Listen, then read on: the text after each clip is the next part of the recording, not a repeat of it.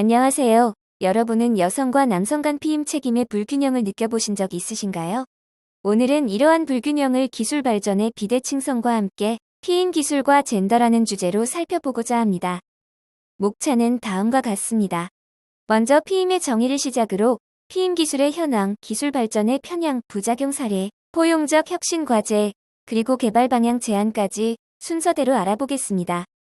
먼저 피임의 정의와 역사를 보면 피임이란 원치 않은 임신을 예방하는 것을 뜻합니다. 1960년대 이후 경구 피임약, 자궁 내 장치 등 역사적으로 다양한 방법이 시도된 것을 발견할 수 있습니다. 그럼 이러한 역사적 배경을 토대로 피임 기술의 현황은 어떤지 살펴볼까요?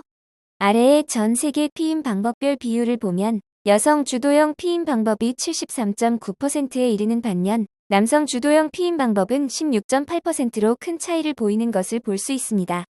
즉, 임신과 출산 그리고 피임 책임이 남성보다 여성에게 지워져 왔다는 것을 확인할 수 있죠. 구체적으로 피임 기술의 발전 양상을 살펴볼까요?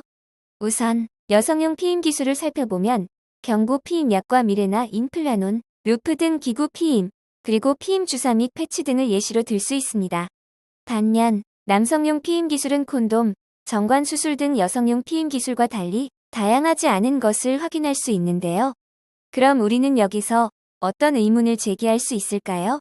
이러한 편향적 발전 양상을 토대로 첫째, 피임을 여성의 선택으로 간주했던 것은 아닌지, 둘째, 피임 결정권의 불균형적 구조를 인지하지 못했던 것은 아닌지, 셋째, 사회구조적 책임 회피의 역사를 발견하지 못했던 것은 아닌지, 넷째, 젠더 편향적 정보를 전달받는 것에 무의식적으로 생각해온 것은 아닌지에 대해 생각해 볼 수 있을 것 같습니다. 이번에는 사회구조적 문제도 함께 살펴볼까요? 1990년대 이후 여성 피임 기술이 다양해지고 상용화가 가속된 반면 이에 따른 부작용도 발생하게 됩니다. 특히 달콘 쉴드 사례, 데포 포르베라 사례, 노르플랜트 사례 등이 확인됐습니다.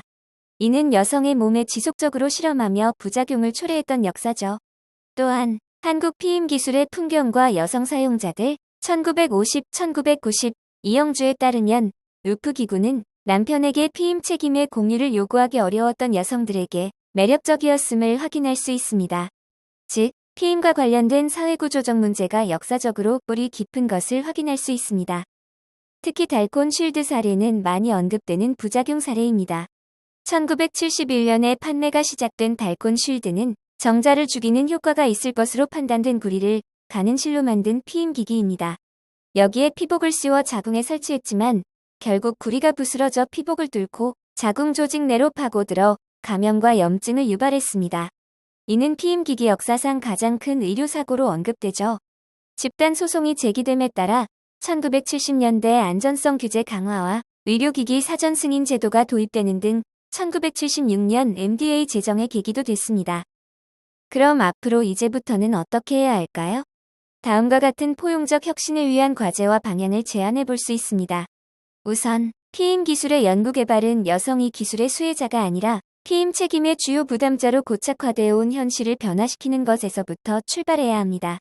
더불어 남성용 피임 기술의 적극적인 개발이 이뤄져야 하며 피임 책임의 균형 있는 분담을 위한 사회적 인식 개선과 함께 여성 중심 피임 기술의 부작용을 최소화시키며 안전성을 강화시키고 피임 기술 연구 및 개발 과정에서 젠더 관점의 통합이 이뤄진다면 더 나은 피임 기술이 개발될 것 같습니다.